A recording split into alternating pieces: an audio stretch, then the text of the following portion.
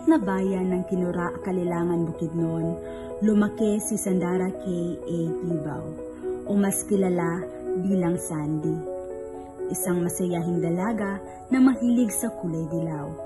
Si Sandy ay nasa 2 taon na ng kanyang Bachelor of Secondary Education, major in Filipino. Kilala siya sa husay sa pakikipagtalastasan at pagmamahal sa paggawa ng short films, kung saan inilalahad niya ang mga kwentong puno ng puso at damdamin. Sa likod ng bawat pelikulang ginagawa niya ay ang simpleng pangarap ni Sandy, ang maging isang guro. Para sa kanya, ang pagtuturo ay hindi lang trabaho, kundi isang misyon upang makapagbigay ng inspirasyon at pagbabago sa buhay ng iba. Tulad ng ibang kwento, ang kanyang buhay ay puno ng kulay at kahulugan, isang paglalakbay patungo sa kanyang adhikain, magbigay ng liwanag sa mundo.